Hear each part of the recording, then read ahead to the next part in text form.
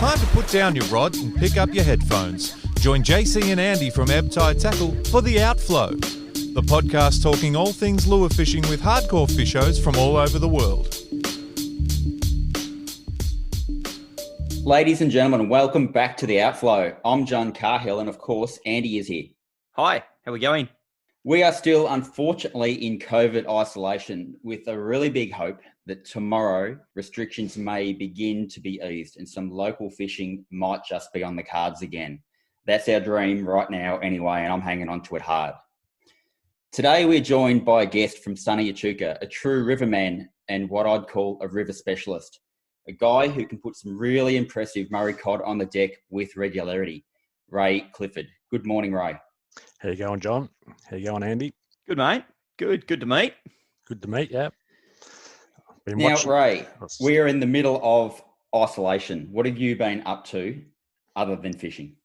The first thing I did was cleaned all my gear and, stacked it away, studying a lot of YouTube, getting my ute set up for when they let us out so I can do a lot of camping straight from work out the river and into it. I've got to make up for a lot of lost time. Yeah, I think there's a lot of households out there where the fisherman in the house has done absolutely everything he can in order to get like 12 months worth of favours up, because they're not going to be around much. No, that's right. I'm out of here. That's the understanding in my house, I can tell you. Yeah, the light's green. Yeah, very green. It's going to stay green for a while too. For sure. So, Ray, you're from Echuca. We had a brief chat on Friday. There's a significant backstory to your Murray Cod fishing that's a little bit different from the normal. Like we've often got that story of, I started when I was 5, my dad took me fishing and it went from there. But yours has got a little bit of a twist, which is quite unique in Murray Cod history. Can you take us through it, mate? Yeah, well, it has, I guess. My grandfather was a pro fisherman. My father and grandfather were sleeper cutters, so they were in the bush, but then my grandfather got a pro license. So pretty much I grew up in the boat, on the riverbank or in the boat sort of thing. And not that I was my favourite thing to do. I can just remember it being cold and wet and big fish on the floor of the boat, which scared me. But and even when I got into fishing later on myself, I was must have been a bit of post-traumatic stress disorder. I'm thinking, I'm not too sure I want to catch a giant fish by myself, but I'm over that now, of course. But just it taught me that, they're not always on, even with the net guys, because they were pro fishers use nets. We used to see a run of, there was a lot of carp back then. It might be 2 weeks of just carp in the nets, getting them out, breaking off their spine to get them out of the net. That little back spine that's like a serrated edge sword. And then you'd get a run of yellows, and then you'd get a carp and yellows mixed together, but you'd get more yellows than carp. And next thing, you might have a day with nothing or 2 days, and then you'd have nets full of cod. So when the cod were out biting, everything else was obviously hiding, That shows a significant change in movements of fish there. And it's, I think it's lost on a lot of people. They think cod are very sedentary. This is my hole, I don't move from it. Or this is my snag, I don't move for it. It's so far from the truth. That's correct, yeah. Yeah, and especially spawning movements. Yeah, spawning, I suppose during spawning time, when I was going fishing with Granddad, there was a closed season. They'd introduced it. I think it might have been in the 80s, was it? Or I'm not sure exactly when it came in. But yeah, anyway, they stopped him from fishing, so he used to have to pull his nets out in spawning time. And they'll run for 200 Ks, I reckon, to spawn, or they say to spawn. But flow in the river, like net fishermen all work on the rise and fall. I try and fish in front of a rise. It's just stuck in my head. Like if there's a rise coming, if you can get out there before that at the right time, and you can be on all day. But I know my grandfather used to say, when the fresh, they call it, when the fresh is coming down, you face your wings downstream because the fish are swimming up. And when the river starts falling, they should turn their nets around and get the fish swimming back down again, the ones they hadn't already caught, obviously. That's a really good point. The my biggest memory of a hot Murray Cod bite was with Trelly's old man, Ken Trelfel. I did a bit of fishing and duck shooting and deer hunting with the Trelfels when I was younger in Shepparton. Yeah. And I felt quite privileged to be a part of that crew because it was not an easy crew to be accepted into. And I was on the Billabong Creek with Ken Trelfel, and we were there for a very deliberate reason, and that was the river rise was coming down the Billabong, and he knew it because he drove trucks through the region, and he knew water was coming down. And 28 cod in one night, 28 bites, and they were big fish.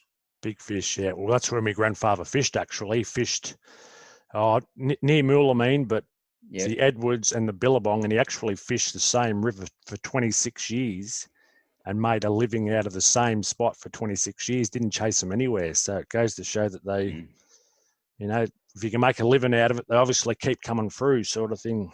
Yeah, 100%. So was he all drum nets or drummies and gillies? What? No. Yeah, gill nets for, they were banned sort of when I was young, but yeah, it would have been gill nets. They used to gill net the fronts of lagoons and get all the yellows coming out after they'd spawned. Yep. There's a lagoon at Turrumbary there. They got 900-pounder yellows in a week. Wow. Coming out of it. I've been in there with fluids, caught a few, but yeah, like not 100 pounds worth. But yeah, so gill nets, but they were banned because they killed a lot of fish, where drum nets didn't really kill the fish. They, you know, you can't, in a drum net, you can release the ones that are undersized or whatever you want to do. But yeah, it was all winged drummies, you know. Yeah, gotcha. Yeah, it's certainly a lot better for the fish. There's a lot of fish that would drown as bycatch in a gill net, whereas in drummies, they're usually alive, aren't they? That's right, yeah. We're showing some of our perhaps poaching past in times gone by now in this discussion, but I know not in the case of your granddad, but that was Murray cod fishing back then. That's right. Fish were just food and money or food sort of thing back in the day. I know it's a taboo now, and I'm glad it's finished myself, you know, like I am a catch and release guy. I know my old man used to say to me, what are you letting them fish go? You know, you're wasting your time catching them and letting them go. And I used to say to him, well, you're wasting your time chasing that little white ball around the golf course, you know, it's the same thing. So you got a fairly good point there. Yeah. Yeah, it's just the old school mentality for sure. It was about food or money, as you say. Yeah. So I first noticed you on, I think it was probably via Sam Consolo's Murray Cod group on Facebook. It was a few years ago. I'd see these videos pop up, YouTube clips, and they were Ray Clifford. And I started to watch them, and I thought, gee, this guy put some good fish on the deck. And a lot of them were surface, a lot of them were wake baits. And I started to watch you more and more and get very used to the way your Jack Russell would react to a bite. Yeah. He gets fairly excited. It's he knows when there's a fish on. But you do like making clips? I do, yeah. I suppose it's be part of me fishing. Like, I'm not sure if you know of which fishing that used to be a fishing forum. Yeah, well, I suppose when I got back into fishing, I hadn't really read anything about fishing because I grew up doing it. So it wasn't really an interest of mine until all of a sudden I get into lure fishing, and I had to teach myself or learn how to do it. So, you know, you start looking at the internet. So that just become part of me fishing straight away. You know, you post a photo of what you catch, and it's just carried on from there. We actually were going to make a video a few years ago with a team of guys, and they suggested put a couple of clips up on YouTube. And from there, I just, you know, kept putting clips up on YouTube. Yeah, they're good. I like the fact that they're genuine, no fuss videos. They're pretty straight to the point, and there's usually pretty good action to go with it. But I'm enjoying your COVID series as well, mate. You're giving the whole backstory behind, you know, either a particular fish or a technique, and there's a great insight there, mate. Yeah, thank you. I'm a bit nervous about doing it. The talking side of it's not really been my thing, but yeah, I'll try and spit it out eventually. Probably need a bit of speech therapy. It's that PTSD from all the big fish, mate. Ray, when you go out, say you're going to do a session, heading down the river close to home or something like that, which way do you generally put in and approach the river? What are the things you assess and look at? I suppose I've got a fairly simple approach. I normally, starting from home, I'll look at which river's doing what. Like I look at the river heights religiously, and it's not always a rise or fall, but because they will bite on either at times. But I try and find the best water, easiest to fish within an hour of home. If there's also a hint out there that they're going mad, I might go to that spot, but I generally try to stay away from people. But my approach is once I put where I want to go, I try and slide the boat in right where I want to fish. And I'll normally cross, whether I'm camping or day trip, cross the river and start at that first snag and just slowly make my way down the river. I generally do not start the petrol motor until it's time to come home. I just stealth. And a lot of times it amuses me when you've caught a fish or you're on a snag where you've caught some good fish and you see guys racing past and you hear them go 10 bends down the river and you think, geez, mate, you've just passed about 6 good fish. But yeah, that's it. Cover water, yeah. It's just, a mate of mine said it the other day. He said, knocking on doors, eventually someone's going to answer. And that's just the approach we've pretty much done from the start. Yeah, sure. I don't really I'm not into annoying fish. I get a bit bored with that. If I've had a hit, I'll put, a lot of extra casts in, but pretty much I'll hit every good angle of the snag and then move on to the next one. Yep. Make them count, but keep moving. Yeah. Yep. Good approach. And it keeps you interested. Yeah, exactly right. That Jack Russell that John touched on, how's he got his extra sense? Because he runs in under your feet every time you strike a fish and you haven't kicked him in. Yeah, I don't know how she does it. It's actually my daughter's dog, but I can't leave her at home. If I put on sunscreen before I leave, she whinges all day. Nice. I picked up a gigantural yesterday, and she must have heard the rattle in it. And next thing, she's whinging. She's just loves her fishing. And there's been days there actually where she's up on the deck. I'm not sure what she's looking at, but 5 minutes later you'll catch a fish. So she's a good barometer. How can you leave that at home then? That's right. Ray, your approach to the river, I like that you acknowledge that fish could be right under your feet, and I reckon that's true. Like how many times are good fish caught next to boat ramps? That's right. Can't be ignored, can it? But there's more to a river than the biggest snag. There's way more than that, and a lot of people get very, very snag focused with cod, and that big laydown will no doubt see more casts than any other part of the river. That's correct. So, there's a lot to the structure river: sandbars, clay banks, primary, secondary snags.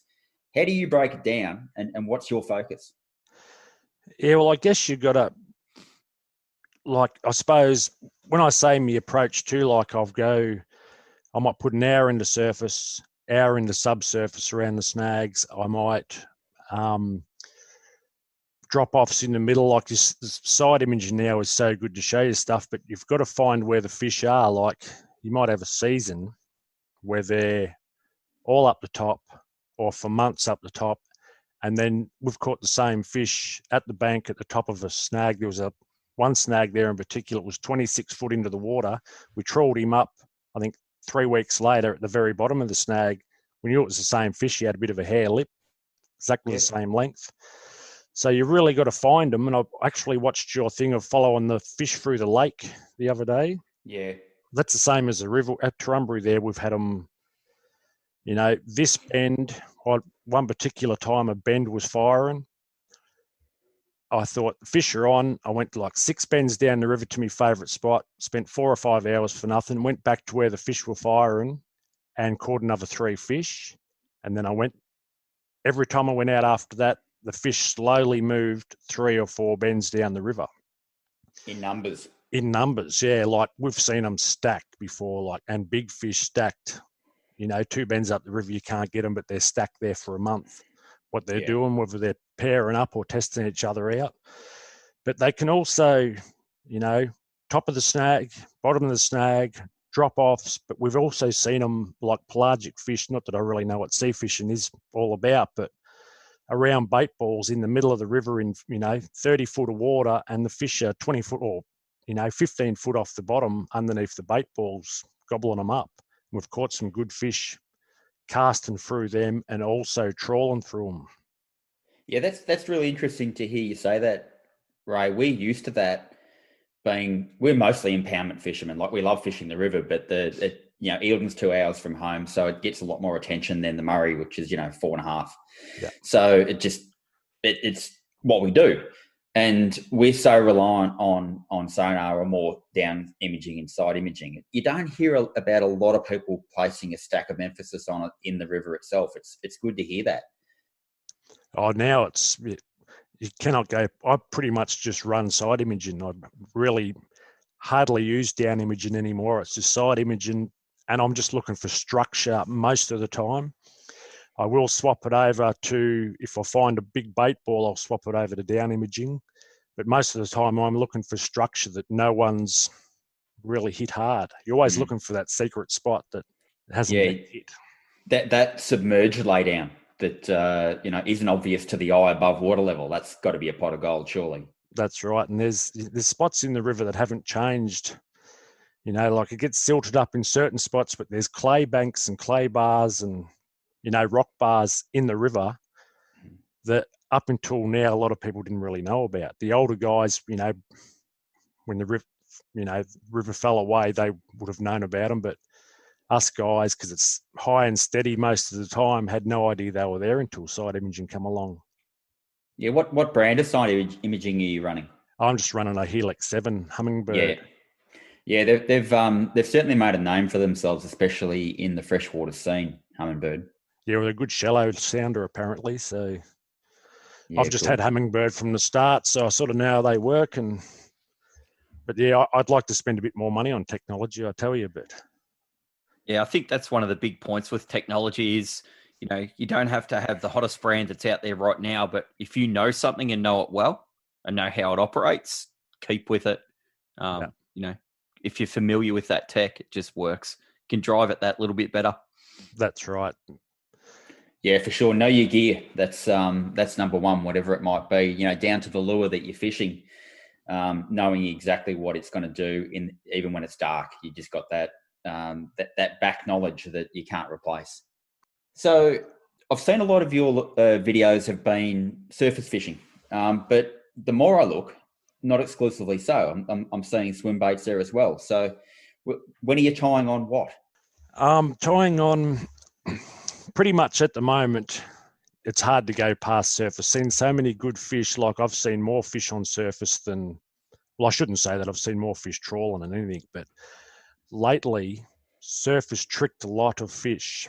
So it's hard not to tie one on. Plus it's so addictive and, great footage if you happen to land one.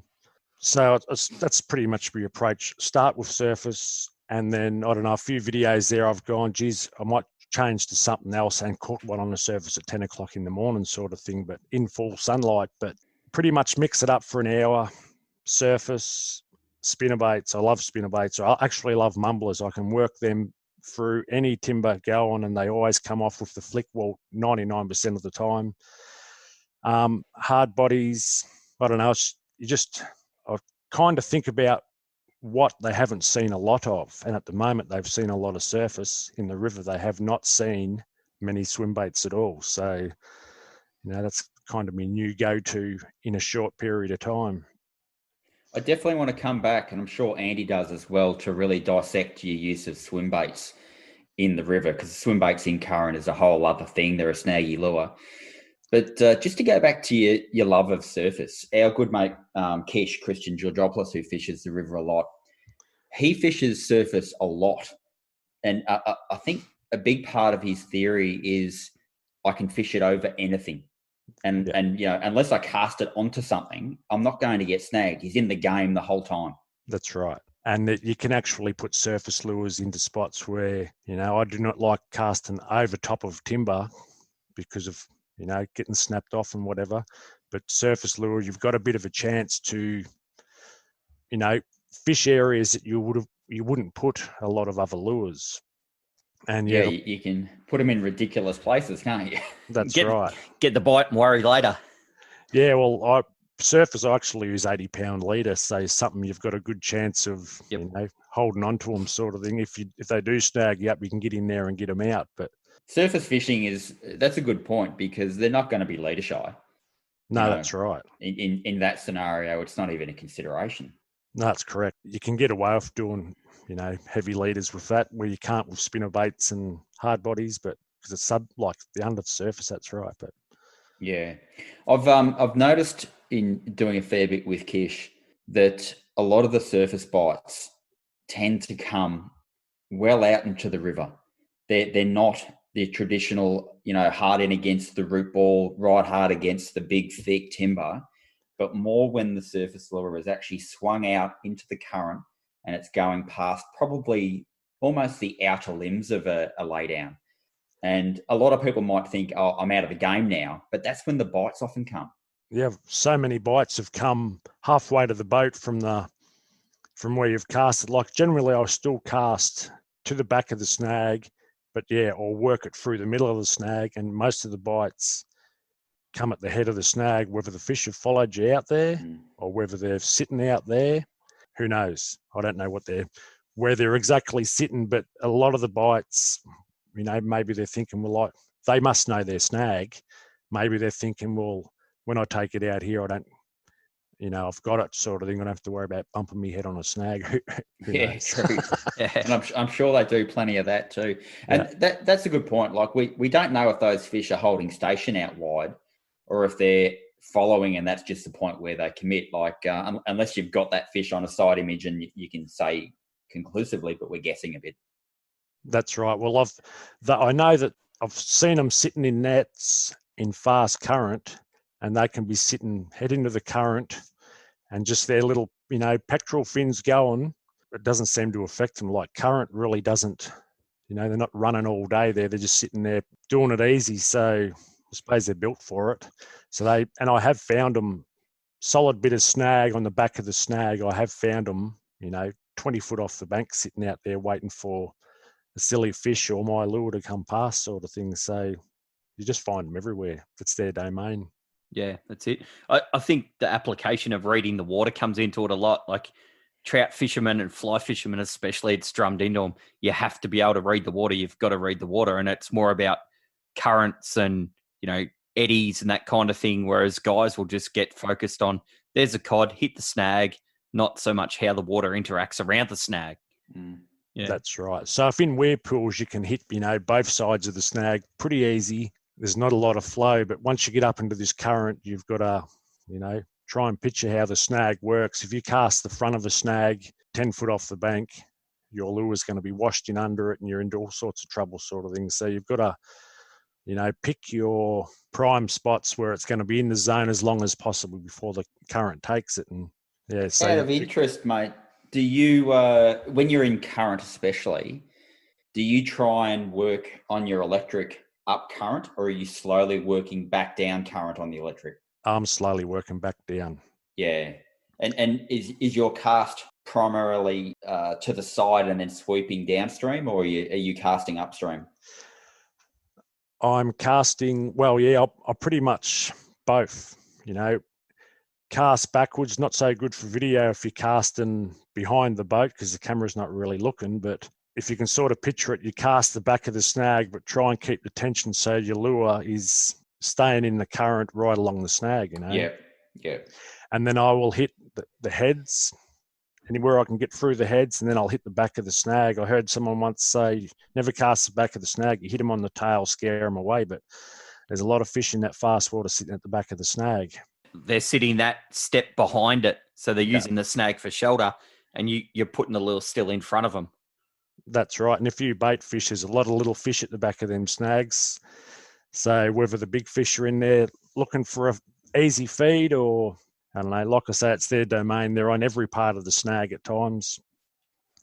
Swim baits or wake baits, like surface ones, they blow out a little bit if you wind them too fast. So they're primarily cast upstream and swimming back to you.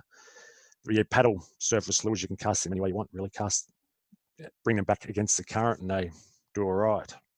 Yeah, I always held a view when I was younger, and it's completely wrong, but something swimming upstream was unnatural and wouldn't be hit. But I've seen it often enough over, the last 10 years that's not the case at all. Doesn't matter.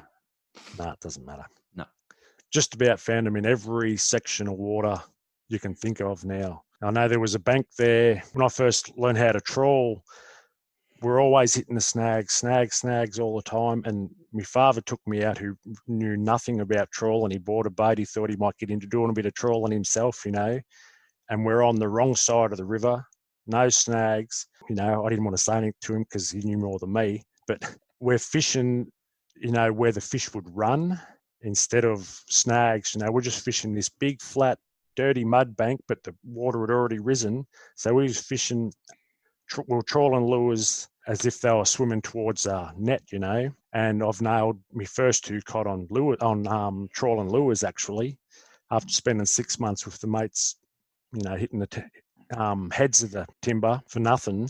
So you just find them anywhere. When they're active, when they're actually looking for food, they can be anywhere. That's right. Don't ignore sandbars. That's correct. How many good fish got caught on sandbars at Christmas time up at Cobram? Yeah, exactly. Absolutely. What they're looking for there, who knows, is it maybe the shrimp. We do get focused in on them hunting for fish, I guess, but if you fish mull whaler at all, you'll often see fish cough up, shrimp. Considerable sized cod cough up little shrimp that are, inch and a half long. So it's not above them, or below them rather, to do something like that. You mentioned earlier about really hard watching the river flow rate. Keen to hear your thoughts on what's your ideal, and can it be too slow, and certainly can it be too fast? I don't think so. It's slow water's easy fishing. If it's the weir pools, a lot of times they're almost nearly stopped. Same as they're as slow as a lake, and that's ideal fishing. You can actually put your lure or spinnerbait anywhere you want. It's going to drop straight down on top of their head.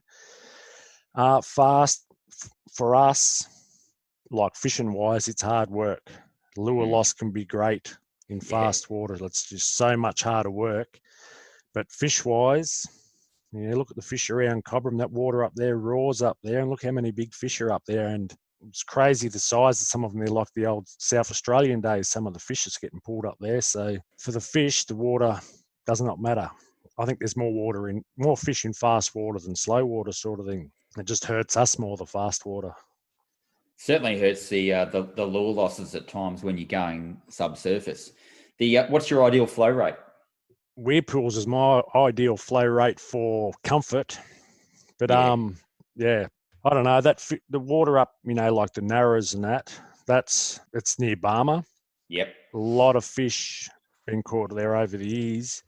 That's hard work that I avoid that if I can. It's just so many snags, and you can get yourself into trouble real quick, even though there's a billion fish in there. But yeah, I grew up in Shepparton, and Barmer was our weekend playground. The old man loved it, and very familiar with the Narrows. And it hammers. Gets, literally by its name, the river does choke up there, and of course it's almost like a rapid, isn't it? It is like a rapid at times, and it's it hasn't changed since I was a kid up there. Like there's a lot of spots, no silt, it's as hard as a rock through there. The banks haven't changed. There's a lot of talk about the trees falling in. They've been like that since I was a kid, a lot of them, and it's produced a lot of big fish over the years. Yeah, for sure. Hard work. So when you were talking before about side imaging and sounding up bait, are you seeing bait balls in your area of the Murray, or is it more down lower? In the weir pools, I'm seeing bait balls. Not really seeing, like when you get in that fast water, you've got to clear up your sounder. Surface clutters from the top to the bottom. You've got to have it on max mode or whatever. So in the fast water, I'm really just looking for snags or deeper holes. You rarely see many fish at all. When you get in the weir pools, you'll see, especially now, they'll be balling up in the deeper bends, and it's where you use your down imaging or traditional sonar, and you can find them big arches underneath the bait balls, and they're like easy to see. Yeah, for sure. Yeah, so it is more that slower, deeper water where you'll see the big concentrations of bait. Like a lot of us would be familiar with some of the lower Murray shots that you see sometimes, like Rob McKenzie will chuck them up, and it's almost like a saltwater scene. The density of the bait. You tend to not see that so much in the upper regions. Crazy how thick it is. We had a bait kill here in 2004, and just the piberry. I don't know. There was just in the middle of Echuca here. There was millions of them. Yeah, right. So they're all the way through the fast water. You just don't see them on the sounder. But down in South Australia, the amount of piberry in the water is crazy. Like, what's the species? It's called, well, they call it piberry. I think they just eat a weed. They're a little. Yeah, right. We used to call them bony brim when we were bony young. Brim. Yeah, bony brim. Yeah. Yep. But I think their proper name's piberry. Yeah, okay. I've never heard that term. You're probably right. We often give a name that has got no fact to it. No, that's right. They're not brim at all. Yeah. Yeah. I'm super keen to explore your use of swim baits and glide baits in the river. I think a lot of people are quite scared of throwing a swimmy anywhere near current and structure by virtue of that they are snaggier. And in the lake, we have a really good record of getting swim baits back that get stuck, but we've got no current to deal with. Provided we don't go and set the hooks deep into the snag, we can usually motor over on the electric, jiggle, and back she comes. No big deal. The worst thing is that you've maybe ruined that spot for now. But in the river's a whole different matter. So I see you using swimmies and glide baits, probably a fair bit now. How are you going about it?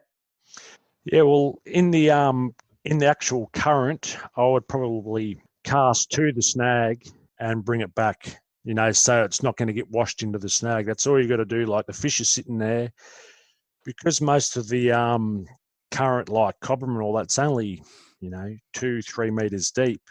If you've got it swimming only a meter under the water, you don't need to sink, like have chin weights on it. You can have it swimming as slowly as in front of the snag. You could actually put it on a float in front of a snag if you wanted to. Like, they might be cheating a bit, but they've only got to be, if the fish is sitting half a meter off the bottom and your swim bait's only a meter under they're going to see them. That's an easy way to attack them in the fast current. All the backs of the snags, cast it up into it and swim it back, but the swim bait's not going to be in the zone as long then. So, fish in the front of it with them. I really want to, this year I was going to attack them with swim baits more than anything, because they are a stealthy lure. They've seen so many surface lures and that. And what's happened, they've kept us at home. But yeah, the best laid plans, mate. We had a few of those ourselves, unfortunately. There's a few points there. One for sure is their eyes are on top of their head for a reason. Just because the fish might be holding station down below a bait, I think they rise to food more than we give them credit for. But there's always been that fixation of, your lure has to dive 8 meters or, whatever the latest depth might be. I think that's largely a fallacy. If the fish wants to eat it, it'll rise in a flash to take something. But it's really interesting for me to hear that, you're stealthily working a swimmy or a glide bait through fast water, and these fish are so attuned to their environment that they're picking that up. It's their senses, whatever that's doing the job for them there, either their eyesight or their lateral line, they acutely know what's in their environment, don't they? Oh, that's right. That is their environment. They are super switched on. Some of the things we've seen over the years, but dirty water last Christmas. My boat was in the water for a day. It was mud on the side of it, and I was catching fish on spinnerbaits, So water's dirty most of the time up here, and there's still feed. So they've got something else going on, that lateral line, obviously. Yeah, and look at, I fully get how the value of a diver or a spinnerbait in terms of if the water clarity is not good, there's an obvious thump or something sonic happening down there that the fish can get a hold of. But, a lot of swim baits or glide baits don't put out much. It's quite subtle. It is. So their senses are unbelievable. And that could be the new trick too, because I believe, rattle lures they're onto spinner baits. All of a sudden we couldn't catch them on spinner baits. And so you need to, I'm not sure, other fish, do they put out a vibration like the piebary put out a vibration? Because, how many times do they spit them up? So swim baits, whether they're putting out, they wouldn't be putting out the same vibration, of course, but. Yeah, that's it. But when you look at a bait fish or, bring it back to clear water so people look at trout. When you watch a trout, for instance, swim in the water, or even just watch a cod swim away, or if they're cruising, they don't really have a lot of body movement anyway. No, that's right. One beat of the tail and they're off. Yeah, that's it. Or it's subtle. If they're just cruising and just mooching along, their tail hardly ever moves. Their body doesn't move. It's just pectoral fins and just a tiny little delicate, movement. So if you can imitate that, they're obviously onto it. That's right. That's probably the hardest thing about swim baits to me, is that there's not a lot of action in the lure. For my own personal side of it, you think, what's this lure doing? You've got to get used to just sort of having the wet sock on the line. But if the wet sock, I love it. But if you fish them in current, you can actually get a little bit of action out of them, which keeps you more interested, I suppose. Yeah, I think being attuned into the lure you're using and how it likes to work, the application of it, and knowing that you've pitched that in that snag and you're retrieving it, knowing it's doing what it needs to. By the way, the action you impart, whether it's, a burn or a pause, or, I've seen in a lot of your YouTube videos, a lot of your swim bait hits are on the pause. I think nearly all of them are. Yeah, tweak the electric motor and bang, you get hit. So, and same as surface lures. I've actually been going to make a video of the pause and the amount of times I've adjusted the electric motor and then cranked the reel and bang, and fish has just smashed it. Like, they must do a lot of following. Yeah. Without the take, and you put that pause in there. And the value of video, of running GoPros all the time, and it's not probably why we're doing it. We're doing it to create some content. But the feedback you get when you go and look at it later, because in the moment, often I think the dump of adrenaline you get when a good fish climbs on or bites you kind of a little bit forget what you were doing then. But when you've got the tape and you can go back and have a look and you go, yep, there was a slight pause, or I gave it a half crank, and and that there's so much value as an angler in getting that feedback firsthand. That's correct. And there's also, it's a training video too. I know, like you're just saying, it's a mate of mine said, well, why aren't you setting the hooks? You're just so used to the fish setting the hooks themselves, and then bigger fish, you need to set the hook in them. And I wasn't doing that, so on spinner baits and also surface lures. So lost a lot of fish by not setting them, and a mate's gone, drive them into them, even though they're needle sharp already, and that helped me hook up rate. Oh, that's such a good point, mate. And a mate's giving you that feedback and the video confirms it for you. But I'm such a big advocate. Honestly, it doesn't matter what the fish, but you look at a cod, those raspy teeth, they grab whatever lure it is you're using. There is an excellent chance that there's not a hook point in that fish. That's right. Yeah. If it turns and runs, okay, it might drag into the corner and you get a hook into it, or relies on you to come tight and whack it like it owes you money. It's too easy for them to just open their mouth and cough it back out. Yeah, they're masters at letting you down too, like sort of, they'll every chance, big fish, every chance they get to disappoint you, they'll bloody take it. That's the thing you were saying before about the feedback you get from a swim bait, which is like, winding in a bit of a wet sock sometimes. We're so conditioned, I reckon, as cod anglers, that we're feeling that thump of the spinner bait or the vibration of a diver. We've become so used to that, and it's the feedback we know that our lure is doing what it's meant to do. But with a lot of glide baits or swim baits, you just don't get that. You almost feel like you're fishing it sometimes on a semi-slack line. But for me, I do a lot of thinking about this. But for me, if that swim bait or glide bait moves into the zone of a fish and hangs there and does absolutely nothing other than start to move again, to me, that's dinner time. Yeah. That's just Easy perfect. pickings.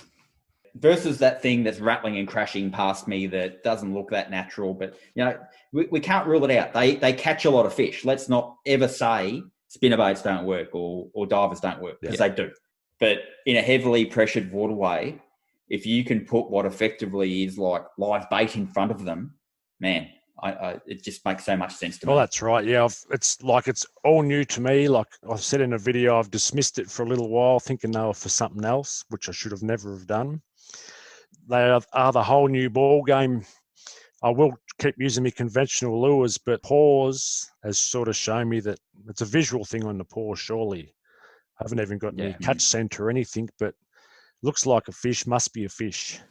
Yeah, it's dinner right in front of me. He's just sitting there. It stopped. Why would you stop there, you silly fish? You're gone. That's right. Yeah. I'm not sure it's as applicable in the faster water of the river, but we've taken to fishing fluorocarbon with them a lot. And we were missing a lot of bites on swim baits. Like we're probably running at about 50%, Andy, maybe even a little bit worse on braid. And what we felt was happening is that the fish was imploding. It was opening its gob. The lure was sucking in however far it might go, but just coming up hard against braid. And it, as you know, it doesn't stretch. But using fluoro in the lakes, most of our fish are hooked well deep. Yeah, for sure. Look, not exaggerating, but hookup rates, I'd say over 90%. Yeah, it changed a lot. And that's what you want for the time you've put in there. You want the greatest hookup rate you can get. Yeah. There's nothing worse than you work all day for that one bite, and you know it was a good fish, and you didn't connect. That sucks. We were talking about it years ago when trawling. Like we all started out with broomstick rods, and then the light to the rods forgot the hookup rate because they could actually implode. They could pull your rod tip back 2 foot sort of thing to implode the bait in. So I suppose it's the same thing with anything. They need to be able to get that bait down there.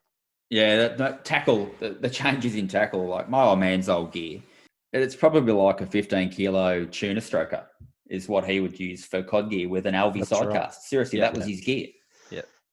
Yeah, I got my grandfather's rods here, and they're like boat rods, something you would, I don't know how many kilos they are, but they're as thick as your thumb all the way to the tip, Nelly, sort of thing. So.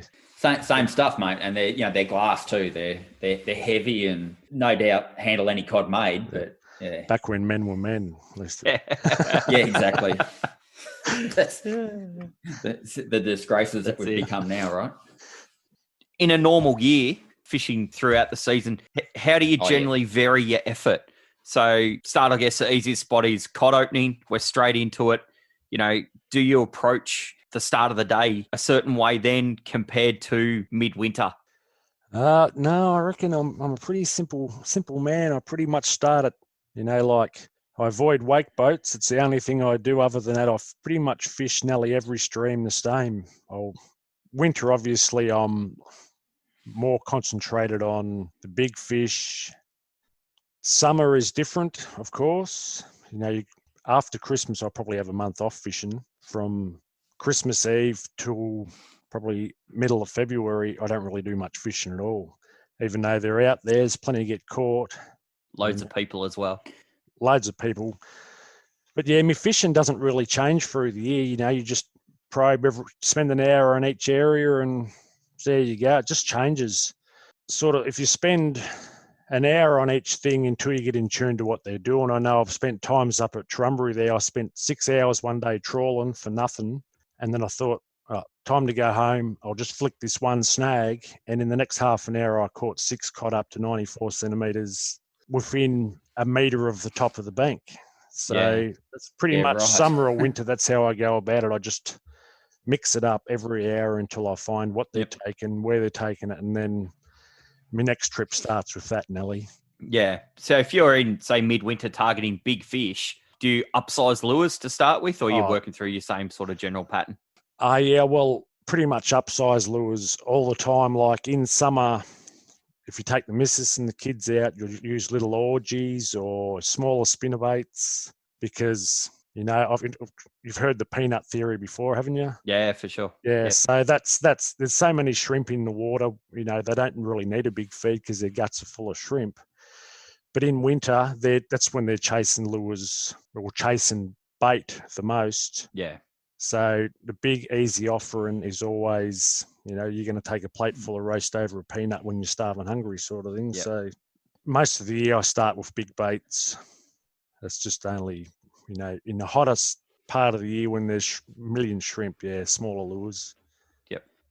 When I fish with my wife, she's more inclined to tie on a smaller lure.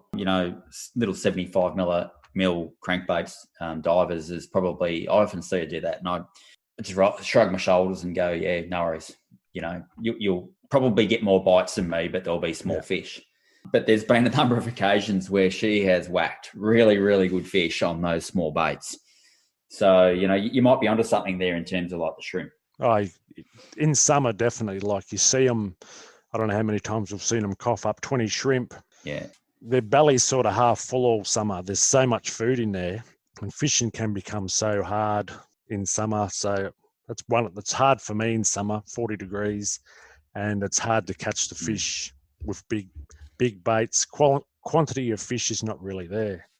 The thoughts of mine around summer, I'm sure the river at Echuca's very similar. Like, you've obviously got a lot of boat traffic, not just anglers. Like, there's a lot of holiday anglers, but you water skiers and wakeboarders and all that kind of stuff. And I hate them, but I don't pick up a relationship between them being on the river and not being able to catch fish. I think it's still just as possible. I think the fish are so used to it, it pisses us off. That's right. Well, the fish are definitely used to it. Look at Mulwala, the guys trawling them up at sunset after the wake boats have been going all day. Some of the wake boats have even got lights on them now. They'll go till bloody midnight. But when the fish are on, they're on. Yeah, and I remember a day at Eildon once. So I was trying to fish an edge, and I was getting so pissed off by a boat that was effectively just doing donuts out from me, and I'd get the wave from then, and I'd get the crash back from the bank as well. Like, it was to the point of like, this is almost unsafe. It was so rough. And I remember just getting hammered. I was looking over my shoulder back at the speedboat, putting my vibes of hate on it. And I got so straightened out by a fish that was like effectively in meter waves of mud and chocolate right against the bank. So they don't mind. Yeah, well, it makes that food easy pickings. Disorientated bait fish, it's going to struggle even more to swim and, get away in that. So it's money for jam. It's like fishing the windward side of a lake. That's right. I've got a mate who chases yellows all summer, and he goes, every time a wave comes past, I'll get a yellow, like whether his bait moves or what, but he reckons that's his thing. He fishes, plus he gets to look at some of the nice girls on the boats, I suppose, but he'll sit there all summer chasing them. Yeah. That point you made about the windward side of the lake, Andy, so true. Like, when I'm looking for spring yellows, as nice as it'd be to be over there on the calm side, the active feeding fish are so often in that chocolatey, stirred up zone, aren't they? Everything's a lot easier for them, easier hunting, I guess. So yeah, for sure. And why would cod be any different, really? Yeah, that's it. It's just uncomfortable to fish, and you need good that's balance. Right. It's harder for us than them, probably. I'd say. I think that's what it comes down to. So, Ray, we're probably heading towards the back end of the chat. It's been awesome. There's probably a couple of little questions before we dive out. And one I want to ask you is, for your cod fishing, is there one lure that, if you were stuck with one lure for the rest of your cod fishing career, I don't care what it is, what is it? I reckon it'd be a Bassman mumbler. Got a lot of faith in that bait. A lot of faith in that bait. Caught a lot of good fish on it. Casts like a bullet. I've actually upsized it now, got some big plastics on them now, so they kind of look like a big swim bait. But I can walk them through anything. Guys I fish with at times are amazed at how easy I get them off every snag, and the boat never has to go over there, or very rarely has to go over there. Not a lot of people are fishing them, so they've got a bit of kind of got that swim bait with a feel, going for them. And people call them snaggy, but once you learn them, they're not. So I think that'd be my go-to lure. I reckon I could make a living out of just using them.